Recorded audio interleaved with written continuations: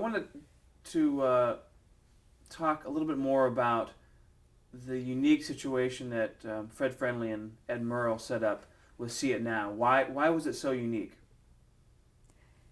The situation, Murrow had been on radio, and I Can Hear It Now, which is the audio part of See It Now. And Fred Friendly came and made a record of it, of I Can Hear It Now, all the broadcasts that he had done. It was a remarkable piece of work. At the same time, television was just really beginning, and they saw there was nothing like this on television. And Paley loved Murrow. Murrow was his golden, fair-haired boy, and rightly so. And at that time was the beginning of Paley's Tiffany Network. Who is Paley? William S. Paley was the chairman and founder of Columbia Broadcasting System. And he was the CBS was growing because of Murrow. All of a sudden, people understood, loved the news. They began loving reality. So they were assigned to do See It Now, and that was Fred's baby, actually. One of the reasons that this unit was apart and separate from CBS organization itself, we had no bosses over us. Nobody told us what to do, when to do it. Fred Friendly was the only one in the cutting room who could tell me what to do, and I would do it. Murrow would say a word, I would do it. Everybody else was a stranger. Nobody ever came to the cutting room. And we were a unit apart, and we were a very special unit. There was a lot of jealousy at that time within CBS, but we didn't know that. During Christmas time one time, Fred came in and he was a little upset because everybody was giving everybody gifts, but they had to be, say, $2 gifts or $3 gifts, and somebody gave him a gun. And we were very upset because, what is this gun for, And it sort of set the tone for what CBS felt about us, because we were really kings of the road, kings of the mountain. Whatever we wanted, we got. We had special moviolas made for us in the cutting rooms, without arms, so we could cut faster. They were beautiful moviolas, so we couldn't wait for them. And whatever we wanted, we got, because we were stars, every one of us. And the show was a tremendous hit. Big hit. The mail was great, and Alcoa was very pleased with us, because during World War II, there was a rumor flying around that some of Alcoa's stuff wasn't exactly up to par in the planes. And maybe something happened, and I never got it very clear, but there was a beginning of a scandal. And Alcoa was very smart to hire Murrow to make their reputation sweet. And we did. They were absolutely delighted with what we were doing, even though we sometimes irritated. But that was what we were there for, because Murrow was the greatest exponent of the Bill of Rights I have ever met. Everything we did had to do with the rights of the individual under our Constitution.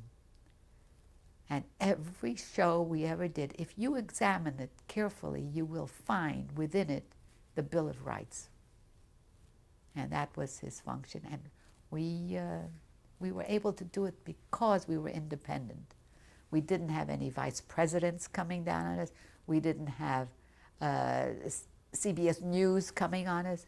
I don't even think there was CBS News, but we had no executives coming into that cutting room to in any way see what we were doing. And we never screened for them, not once. They wanted to see the show. Even Paley, he saw it on the air. Wow. Well, would you go watch the show every Sunday night? you'll excuse me, but I was never home on time. We were still doing the show. It wasn't Sunday night, it was Sunday afternoon, excuse me, but Right. Tuesday night. We changed to Tuesday night when we got very good. Tuesday night at 10:30, I was maybe walking into the door at 10:30, and I could hear the opening music. And sometime I would see it, and sometime I was absolutely dead to the world, get into the bathtub and soak. But did, friends of yours saw it? Every friend I ever knew saw it. And The friends that would tolerate my schedule, that is. and so you'd have a discussion. Would people tell you what they thought of the show the next day? They would just tell me I'm wonderful, and I'd say yes. But wouldn't the topics promote discussion? The topics would promote discussion, and we were in the newspapers all the time, and editorials were written about us. And I always felt as if I was doing something good by working on the show. I always felt like a pioneer, and I liked that feeling. I really did. And we got a lot of respect. What was the reaction from the newsreel companies that prior to the show had really supplied the archival footage for basic documentaries or news? Did you ever hear of these companies being jealous or being criticizing the show at all? Never heard a word, never. Telenews, it's the one that used to be on television before we came, and CBS used to buy television. If you buy a news program, you're not sure exactly what the bias is. You're not sure exactly if they're accurate. But if you do it yourself, you know. You know. It's like when I did Hunger in America. That was the last show I did on staff. I did Hunger in America, and we were sued. The show was sued because they said no baby died of hunger. And I had it on film. The baby did die on hunger. Then they said the film was manipulated.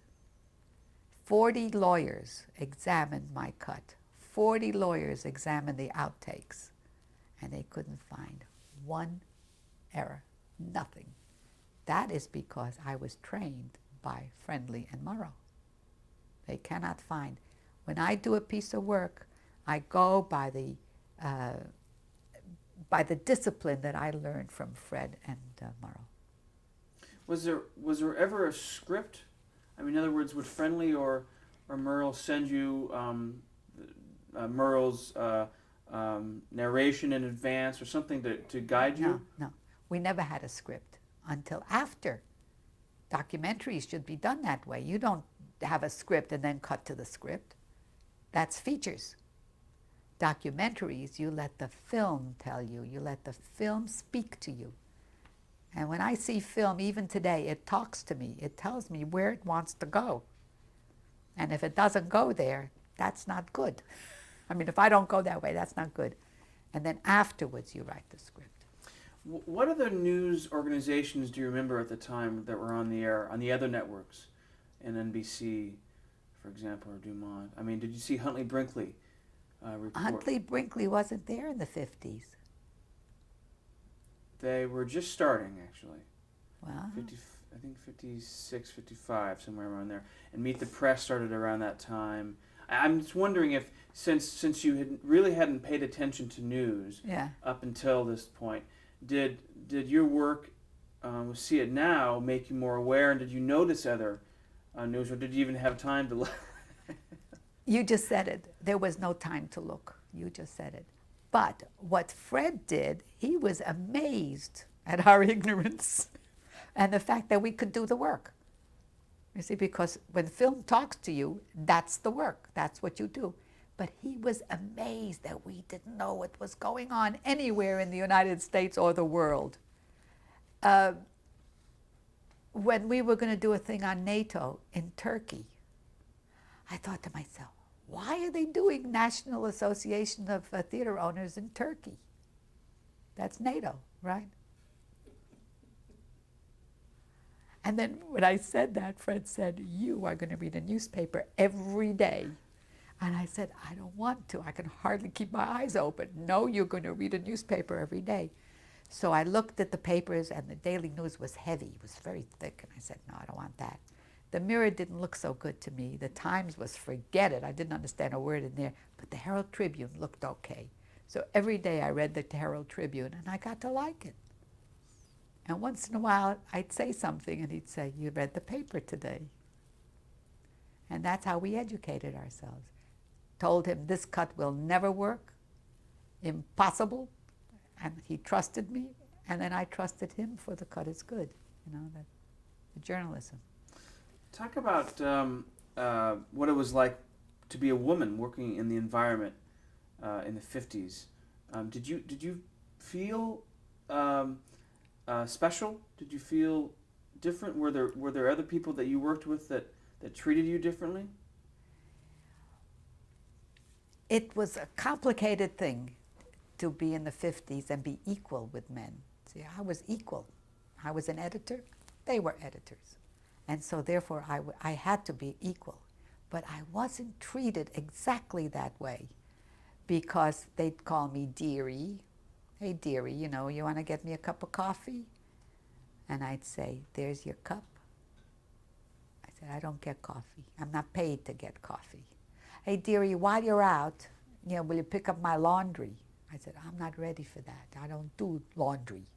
And I had to constantly make sure, and it was really a pain in the neck to do, I didn't want to be, that kind of picky. But I had to make sure that my position was equal because otherwise I wouldn't get the same shows that I wanted. I'd fight for my show. And Fred would say, "She always fights for her copy." And he liked that. And that was good because I used to fight a lot. But when we went out to lunch the first time, the two men, the two other editors say, "Oh, I'll get the check for you." And I said, "No.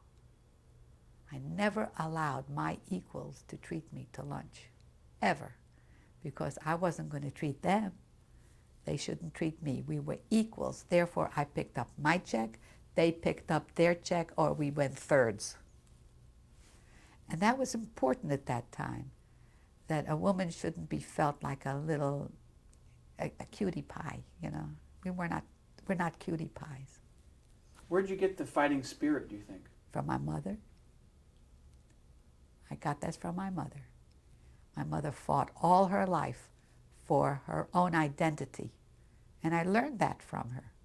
I really did. Even though I couldn't live with her. I had to leave home. But my mother was a strong person. She made a lot out of very little. And she was good. She was strong and she was smart. She was not educated, but she was smart. A survivor. Oh, yes. Were you noticing other women pursuing the same profession now? Now that you had begun to make your mark, see it now, did you notice other women be interested in editing or in the same field? I didn't have a chance to notice much of anything for many, many years. It's only after that I noticed that. And then what I did was, when I was on my away from See It Now, that was over with, when we were doing CBS reports, I always tried to hire a woman assistant or someone who is like deprived. I had Abid was my assistant for a while, Abid Ali, and he was a black Pakistani. His father was black, his mother from Pakistan. And he really was a very sweet boy, but he was like, from the street. And he was up there cleaning up once, and he had a very sweet nature. So I said, "Come, I'll teach you the cutting room," because there was nobody left. I mean, I had called the union, there were no assistants. And so I taught him, and he was good. He became an editor for 60 Minutes later, and now I think he's retired. But it must feel good. He was a sweet boy, young boy, very sweet. But then I always hired women after that, always, and they went on. I want to go over a couple of the important shows that you cut. And let's actually go to, just because of time, let's go to the third season,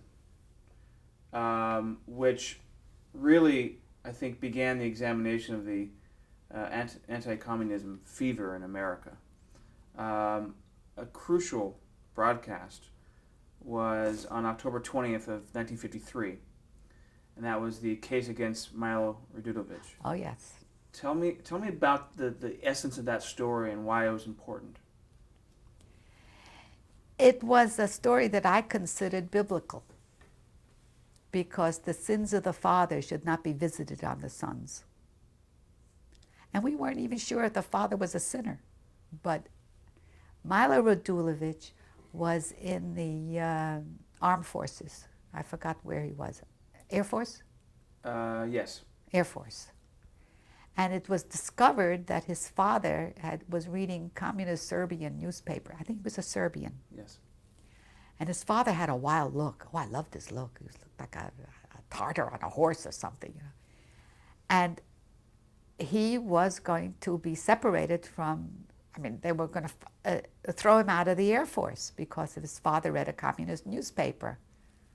And Joe Wershpa, I think it was he, who read a very small article about this guy, Radulovic, Milo Radulovic. Nobody heard of him, Milo. And he went to Murrow and he said, this story looks a little And Murrow said, we'll do it.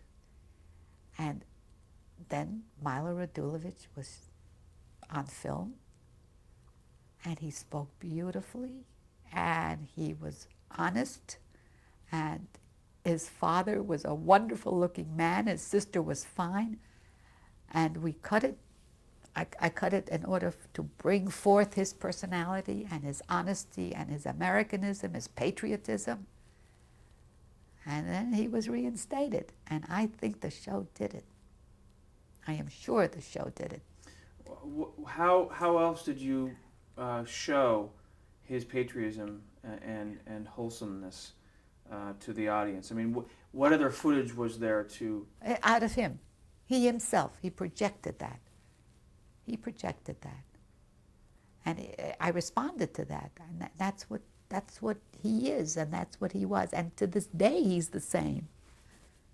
Were there interviews with town folk and I don't recall, but I think there was. Yeah, and they all said good things about him. And he was a lieutenant in the Air Force. That's right.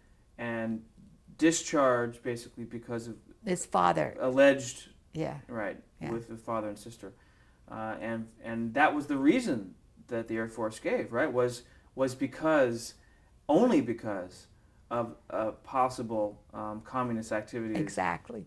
For his father, and not even having to do with Milo. Nothing. That's why I said it was a biblical story. Amazing. The sins of the fathers. If he was a sinner, we don't know. The fact that you read a newspaper is not it doesn't mean you agree with it. I read the Orlando paper now. There's very little in there I agree with. But I read it. As I recall, CBS and Alcoa were too afraid to advertise that show. And is it true that Murrow or Friendly put their own money in advertising it? Yeah. Murrow and Friendly felt it was such an important show. As I said before, Murrow was very interested in personal liberties, that I think they put their own money in. And at the time they told us, and I was really floored. I thought it was the bravest thing they ever did. Even braver than McCarthy. Really? I Why? felt. Because they put themselves on the line for Radulovic.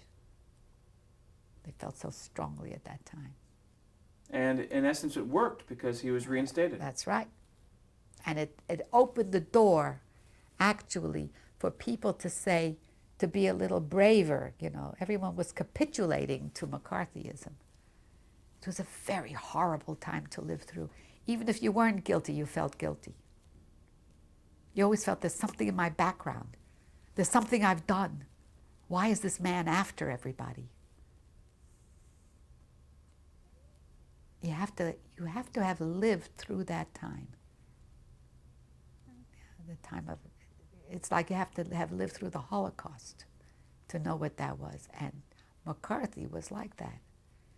He was a bad man, very bad. Very bad. But Radulovich opened the door. I want to jump then to the March 9th airing of a report on Senator McCarthy, which you edited. I was one, yes. Tell me about, first of all, how long it took to put that piece together, and what it was about. The story there. We had been saving film. Joe Wershba and others had been saving film from Washington on McCarthy for close to a year. And I had heard that Murrow was waiting to find somebody who would take him down because he was a danger to our democracy, to our way of governing. I mean, everything was innuendo and gossip, and it's very threatening. But we saved footage. And one day, I think it was Friday, Saturday, I don't remember, one of the days, all of us were called in, and Murrow and Friendly were there, and they said, we are going to do a show on McCarthy. If there is anything in your background that you feel threatened by, if you think he'll go after you, we don't want you to get a credit, and we don't want you to work on the show, because we don't want to jeopardize you in any way. I immediately felt guilty. I said, oh my, what's in my background? But I said, be brave. And we all said yes. And Palmer had been married to a woman who was a communist, his first marriage. And he said so right there. And I thought, oh, Palmer, you're such a wonderful person. He was wonderful. He could fire you and you could say thank you, because he was a lovely man. And he was married to somebody else now. And we all decided, no, it's not gonna, it's gone. I mean, he's divorced her, therefore he's lily white and stuff, and Palmer worked on the show. But he was a little nervous, it's your life that you're talking about. And we decided we'd do it, and out came the footage, and then we all went pouring into it. And Murrow said, we are going to convict him out of his own mouth. And that's what he did. We just went from one thing to another, and then Murrow quoted Shakespeare. The fault is not in the stars, it's in ourselves. Something like that, yeah. Something like that. I'm not good with Shakespeare, but I'm good with Murrow. And then we got an attack. Oh, it was. By whom? By McCarthy and a columnist for the Daily News. He used to do a Broadway column.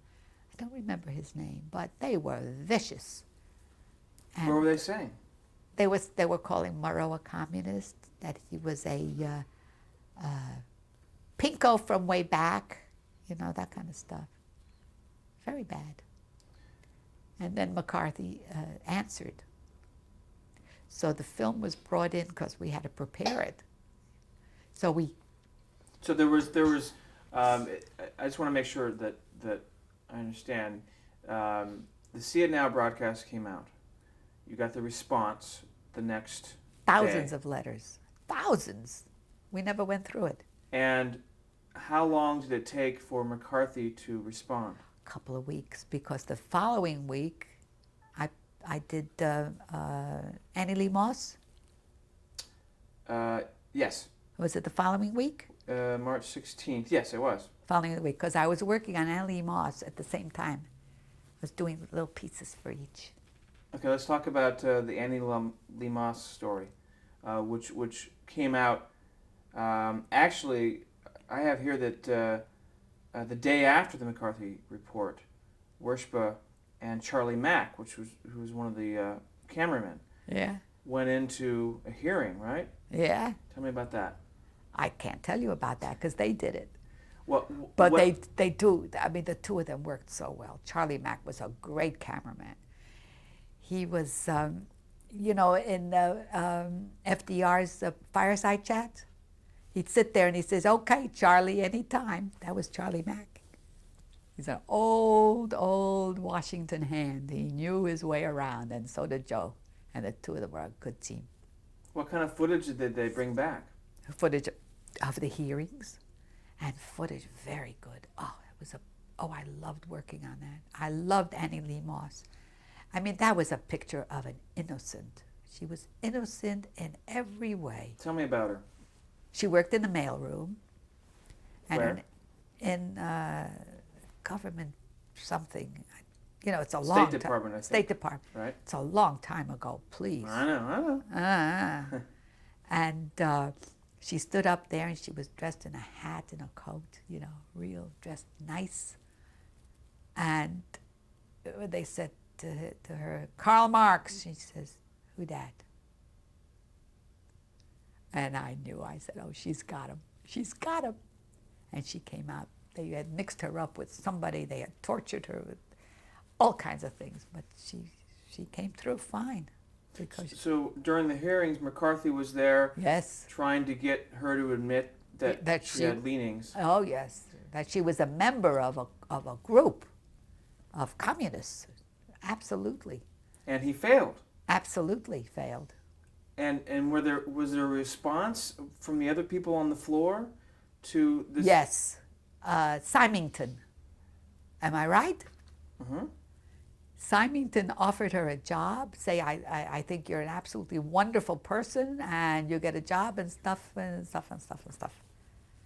Yeah, it was Symington. It was very So good. the importance of that story was what? That there was a chink in the armor. It was the beginning of the end. This is the first time that McCarthy had been made a fool of by a very poor, innocent woman.